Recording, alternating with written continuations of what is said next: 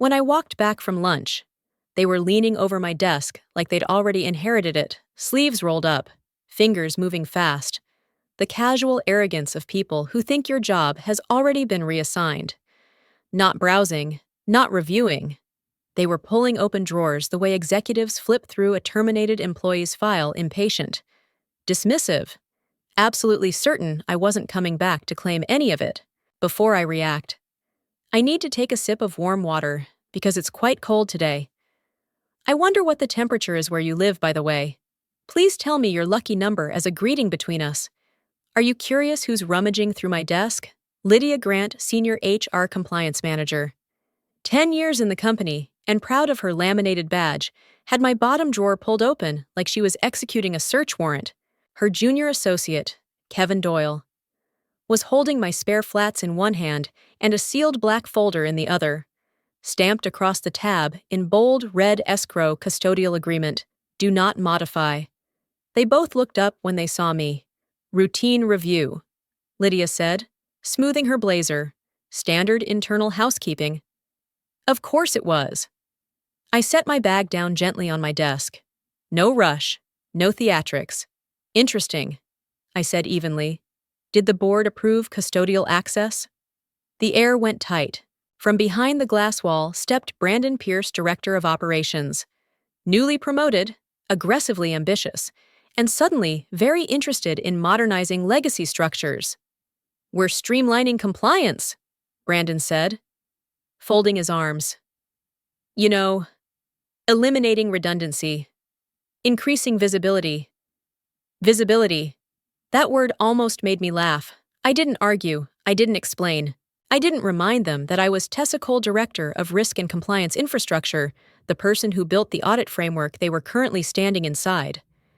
The same framework licensed through my own firm, Cole Advisory, LLC, under a custodial escrow agreement signed by the company's founder, instead. I watched Lydia flip open the folder. That was the mistake. Her expression shifted as she scanned the first page. Legal language, founder signature, third-party custodianship, arbitration clauses with teeth.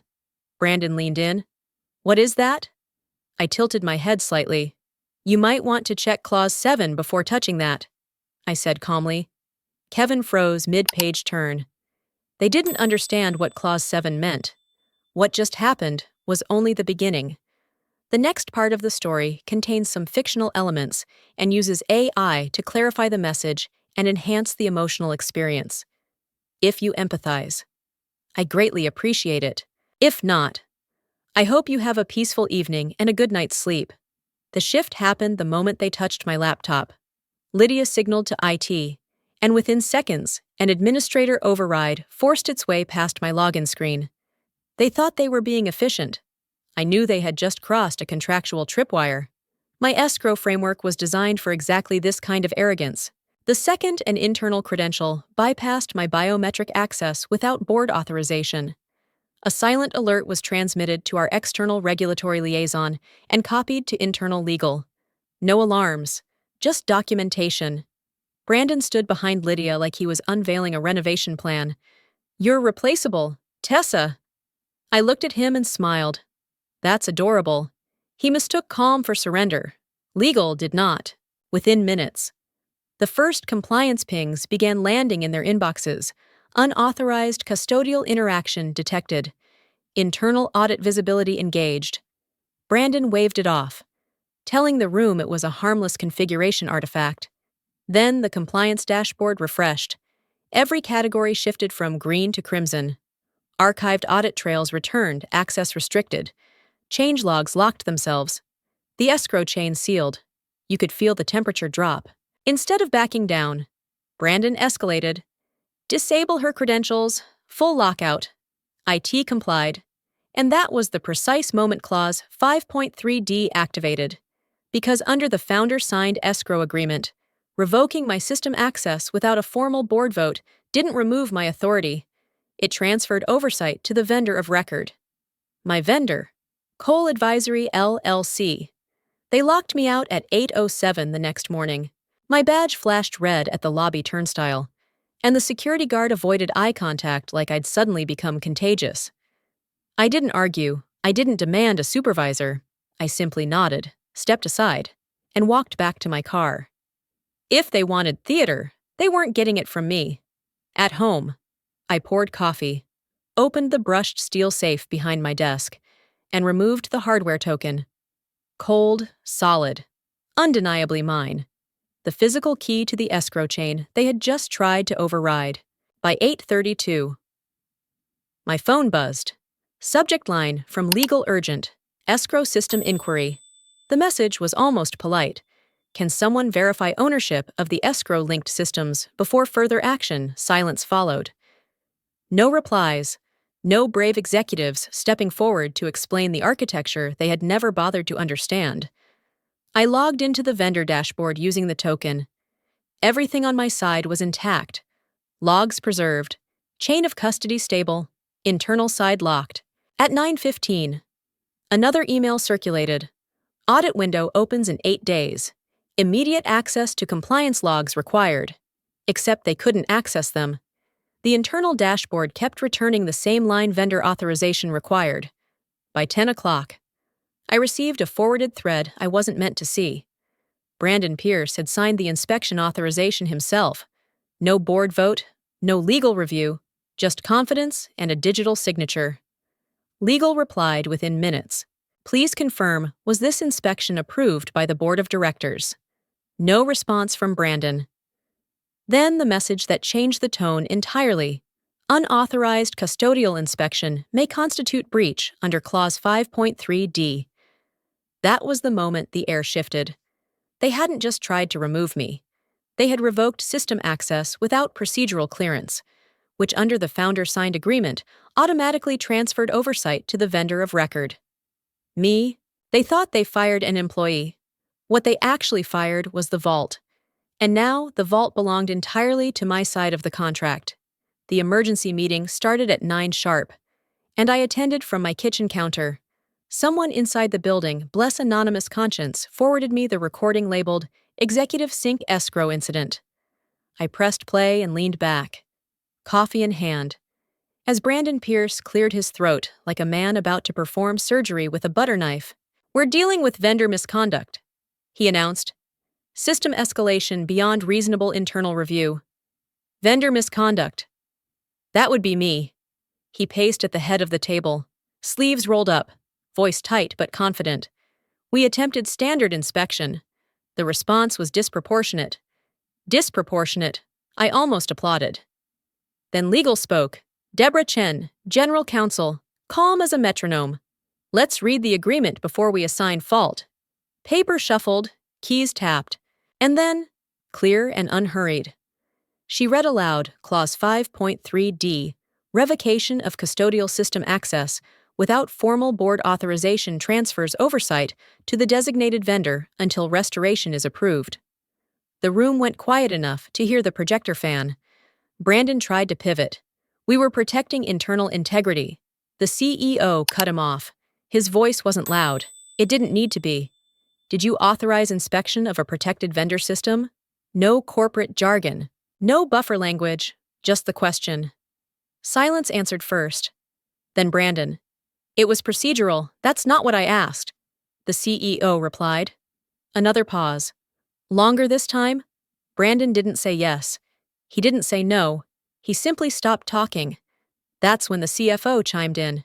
We can't access last quarter's audit trails. The dashboard is red across 6 compliance categories. As if on cue, Deborah added. External Regulatory Liaison has acknowledged the escrow trigger. A beat. And they've placed us under escrow review, restricted pending clarification. There it was. Not sabotage, not rebellion, not drama, structure. They had tried to discipline me, instead. They triggered governance escalation at a regulatory level. I muted the recording and stared at my vendor dashboard. Stable, green, intact, inside that glass building. Panic was blooming. From my kitchen. It looked almost elegant by noon. They decided brute force might solve what competence could not. IT attempted the first bypass at 12:17. I saw it in real time from my vendor console. An old administrator, token 1 I had specifically deprecated during the last infrastructure upgrade, was injected into the archive node. It failed instantly. The system responded the way it was built to respond it rekeyed. Not just a denial, a deeper lock. The encryption schema rotated. Credential trust chains recalibrated. Every internal permission that had once been assumed safe was now flagged as conditional. They tried again at 12:26. Same result. Deeper isolation. From my side. The logs were almost clinical. Attempted override. Blocked. Escalation prevented. Secondary lock engaged. By 12:40. The emails began. Subject lines stacked up in my inbox like dominoes. Urgent access needed. Temporary unlock request. System instability clarification. 12 messages in under an hour. Risk. Finance. Internal audit. Even Lydia from HR, suddenly polite. I didn't reply. Silence. When structured correctly, is leverage. At 1:15, someone attempted a manual restoration from backup. That triggered the third defensive layer. The Escrow protocol interpreted the action as tampering and sealed the archival mirror entirely. Internal dashboards refreshed. Red across compliance metrics. Audit trail visibility suspended. Then the real problem surfaced. At 2 o'clock, the CFO circulated a company-wide note marked confidential. I only saw it because someone forwarded it without thinking. Our internal compliance certification expires in 7 days. We cannot submit required attestations without system access. 7 days. Without validated logs. The company could not certify regulatory adherence without certification. Certain contracts would freeze automatically by 2:34. Another message followed. Shorter. Tighter. Compliance status currently marked as lapsed pending escrow clarification. There it was. They weren't locked out because of me. They were locked out because they kept pushing, and every push turned the key one click further away from them. If you think staying silent, refusing to answer their panic emails, and letting the contract enforce itself was the right move.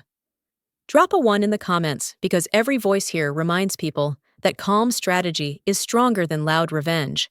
By the end of the week, the board finally did what they should have done before anyone touched my desk. They convened. I wasn't invited. Of course. Officially, I was an external vendor under review. Unofficially, I was the reason the building felt like a pressure chamber. The recording reached me an hour after the meeting began. The CEO opened without theatrics. We need clarity. Brandon Pierce leaned forward, hands clasped, voice carefully measured. She escalated unnecessarily. We attempted a routine inspection. The vendor response was disproportionate and disruptive. Disruptive. That word again. He continued. This could have been resolved internally. Legal cleared her throat. Deborah Chen didn't raise her voice. She didn't need to. Let's walk through the facts. Keys tapped. A screen changed. Access log. Monday. 2:10 p.m. Brandon Pierce override attempt. Failed. 2:12 p.m. Secondary escalation using HR credential. Failed. 2:14 p.m. Inspection authorization digitally signed by Brandon Pierce. A pause. Deborah's tone stayed even. No board authorization was recorded prior to custodial inspection. The room shifted. Brandon tried again. We believed immediate action was necessary to preserve internal integrity. The CFO cut in. Integrity doesn't override governance. Silence followed. Heavier this time. Deborah scrolled to the agreement. Clause 5.3d. Revocation of system access or custodial interference without formal board vote constitutes breach and transfers oversight to the designated vendor. She didn't need to say my name. Everyone knew it. The CEO leaned back. So by revoking her credentials, oversight defaulted to Cole Advisory, LLC. Deborah finished. No one spoke for several seconds. That was the moment they understood this wasn't a technical malfunction. It was procedural failure. Their failure. The CFO added quietly. Compliance certification is currently marked lapsed. Audit window opens in 6 days. No one mentioned panic, but you could hear it breathing. the CEO finally asked the only question that mattered. "What's the path back?" Deborah closed her laptop. "We ask Tessa, not negotiate around, not override, not threaten. Ask." And for the first time all week, the power in that room shifted entirely outside of it. They reached out 2 days after the board meeting. And this time, the tone was different. No accusations, no urgency, just a carefully worded email from the CEO's office requesting a strategic discussion regarding system stabilization. I agreed to a virtual meeting, not because I needed closure, but because I wanted terms. The screen filled with familiar faces. The CEO, Deborah from Legal, the CFO, and Brandon Pierce, seated slightly off-center, jaw tight. The CEO began. "Tessa, we'd like you to return as a consultant. Temporary engagement. Help us restore operational continuity. Consultant. Temporary." As if the last week had been a scheduling inconvenience, before I could respond. Brandon leaned forward. "We shouldn't reward sabotage." There it was. I looked directly at him. Calm. Controlled. Every ounce of frustration compressed into precision. "You can't sabotage something you own," I said. Silence stretched across the call. Deborah didn't argue. The CFO didn't blink. They knew the distinction mattered. The escrow agreement wasn't decorative. It was structural. The CEO tried again. "We're prepared to offer competitive terms. I'm not coming back as an employee." I said evenly. That was the pivot point. I shared my screen. A draft agreement appeared under the header Cole Advisory, LLC, Conditional Access License. "This is the only path forward." I continued. "You'll receive sandbox access to a mirrored compliance environment, read-only pipelines, no escalation privileges, no internal modification rights." Brandon scoffed. "That's restrictive." "Yes," I replied. "It is." I outlined the rest: quarterly licensing fees, paid in advance, late penalties enforced automatically. Any attempt at internal override triggers immediate suspension. All audit submissions routed through my firm for countersignature. The CEO studied the document carefully. "You're asking us to rent what we built together." "No," I corrected gently. "You're asking to use what you tried to take." Another silence. This one felt different. Not panic, not denial, recognition. They thought they were offering me a way back. What they received instead was a contract they could either sign or continue bleeding without. The investigation began quietly, which is how real damage is assessed. After they signed my licensing agreement, the board authorized an internal review, not of the system, of the decision-making that led to its collapse. I wasn't inside the room, but I didn't need to be. Documentation travels. Forensics pulled 6 months of archived access attempts from the vendor mirror I now controlled. The pattern wasn't subtle. 3 override attempts in April, 2 in June. Escalation privileges requested without documented justification, each one tied to Brandon Pierce's credentials. During the review, Deborah read from the compiled log. Override attempt. Archived node. User B. Pierce. Authorization none. Result denied. There was no drama in her voice, just record. Lydia Grant was questioned next. I later received a summary through Legal's formal disclosure notice. When asked who instructed her to conduct the desk inspection, she answered plainly. Brandon said compliance was obstructive and needed to be neutralized. Neutralized. That word did more damage than any accusation could have. Brandon defended himself the way executives do when they realize ambition has left fingerprints. "I was acting in the company's best interest. We needed transparency." The CFO responded. "Transparency doesn't involve bypassing governance controls." The board minutes reflected unanimous concern regarding pattern disregard for custodial protocol. By the end of the week, an internal memo circulated. Short, controlled. Effective immediately. Brandon Pierce's system-level access is suspended pending review. Suspended. No dramatic escort. No public spectacle. Just revocation. He lost the dashboards first, then the reporting privileges, then the ability to authorize workflow changes. The architect of streamlined compliance could no longer log into it, but the final turn didn't come from the board. It came from outside. An official notice from our external regulatory liaison requested direct clarification from Brandon Pierce regarding documented, unauthorized custodial interference. Not the company. Him. Individual response required within 5 business days. Governance violations have weight when regulators attach a name. They didn't fire him immediately. They didn't need to.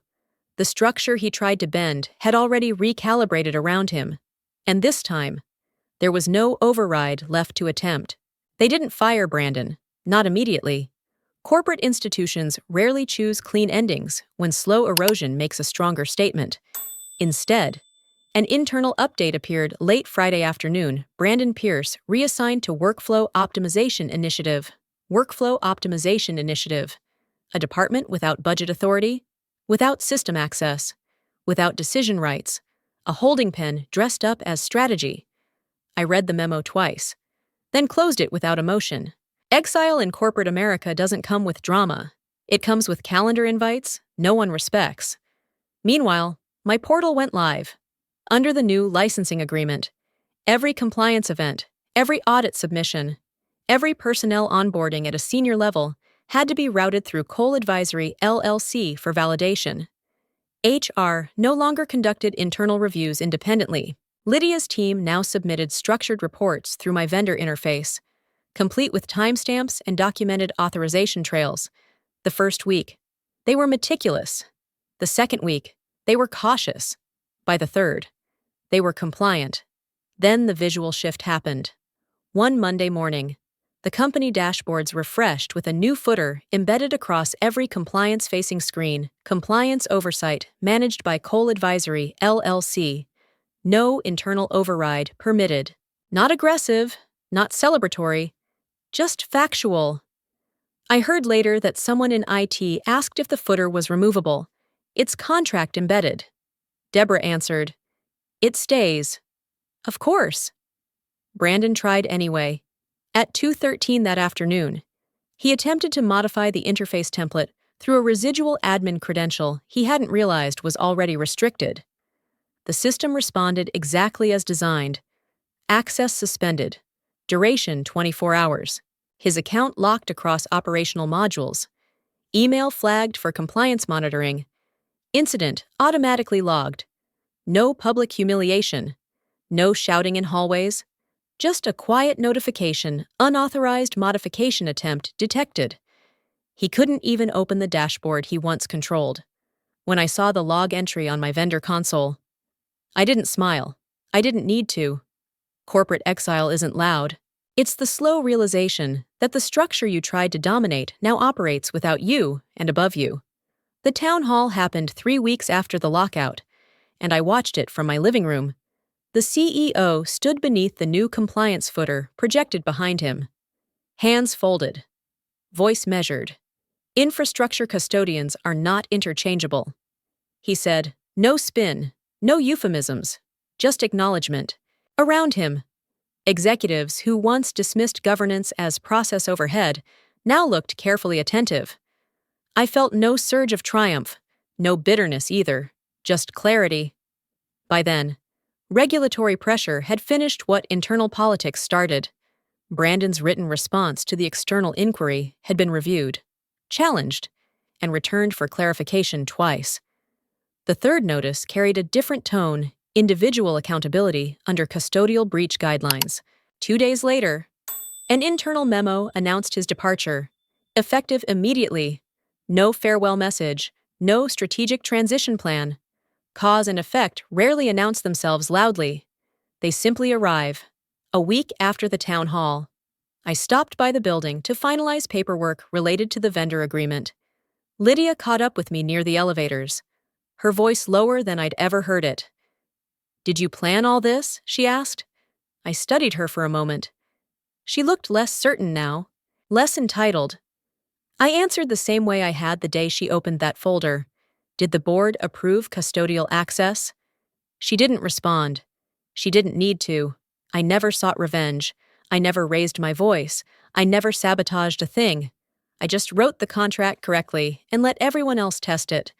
Power doesn't always look like shouting in a boardroom. Sometimes it looks like preparation, patience, and knowing exactly what you signed. What saved me wasn't anger or revenge. It was documentation, structure, and the discipline to let the system work. I learned that if you build something of value, protect it properly. If you design the foundation, understand the fine print. And when someone underestimates you, don't rush to prove them wrong. Let reality do it. There's also something deeply human in this. People don't panic when they lose control. They panic when they realize they never truly had it. I didn't destroy anyone's career. I didn't scheme in the shadows. I simply refused to participate in my own erasure. And sometimes, that's enough to shift an entire organization. If you were in that position, locked out, dismissed, told you were replaceable, what would you do? Would you react emotionally? Or would you step back and think strategically? I'm genuinely curious. Where are you listening from right now? If this story resonated with you, a simple action from you can help it reach someone who needs it. One subscription helps this channel grow. One comment tells the algorithm this conversation matters. One share might land in front of someone sitting at their desk right now, feeling underestimated. When you subscribe, like, and share, you're not just supporting a video, you're helping more people realize that calm strength, preparation, and integrity still win. This story was fully created and produced by our team. We do not copy or borrow content from any other channel. Thank you for staying with us and listening until the end.